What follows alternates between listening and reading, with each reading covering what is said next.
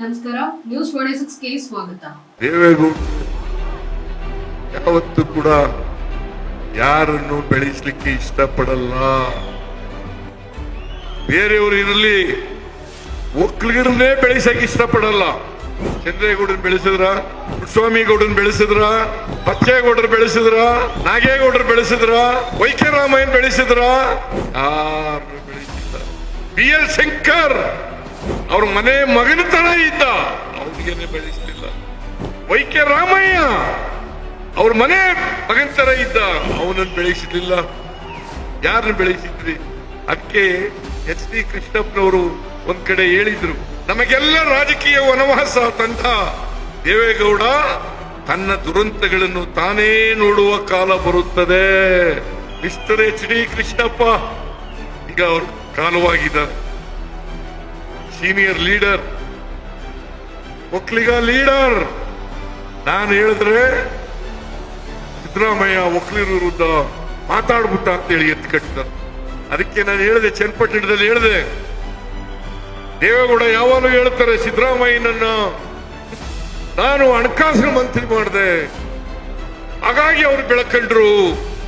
ನಾನು ಕೇಳ್ತೀನಿ, ಮಿಸ್ಟರ್ ದೇವೇಗೌಡ್ರೆ, ನಾನು ಜಾಲಪ್ಪನವರು ಇಲ್ಲೇ ಹೋಗಿದ್ರೆ 1994ರಲ್ಲಿ ನೀವು ಮುಖ್ಯಮಂತ್ರಿ ಆಗ್ಲಿಕ್ಕೆ ಸಾಧ್ಯನೇ ಇರ್ಲಿಲ್ಲ ಅಂತಕ್ಕಂಥ ಮಾತುಗಳನ್ನ ಹೇಳ್ಬೇಕಾಗ್ತದೆ. ಸತ್ಯ ಅವತ್ತಾರು ಹೇಳ್ಬೇಕಲ್ಲ.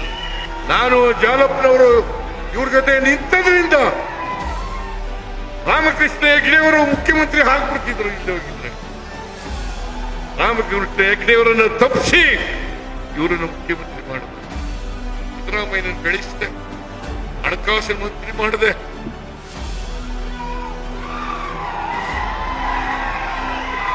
ಜಾತ್ಯತೀತ ಜನತಾದಳ ಇವತ್ತು ಕೋಮುವಾದಿಗಳ ಜೊತೆ ಸೇರ್ಕೊಂಡಿದ್ರಲ್ಲ ದೇವೇಗೌಡ್ರೆ. ಜಾತ್ಯತೀತ ಜನತಾದಳ ಅಂತ ನಾನು, ದೇವೇಗೌಡರು, ಲಕ್ಷ್ಮೀ ಸಾಗರ್, AK ಸುಬ್ಬಯ್ಯ, ವೆಂಕಟೇಶ್, ಮಹದೇವಪ್ಪ, ಸತೀಶ್ ಜಾರಕಿಹೊಳಿ, BR ಪಾಟೀಲ್, ನಾವೆಲ್ಲ ಸೇರಿ ಜಾತ್ಯತೀತ ಜನತಾದಳವನ್ನು ಕಟ್ಟಿದೋ.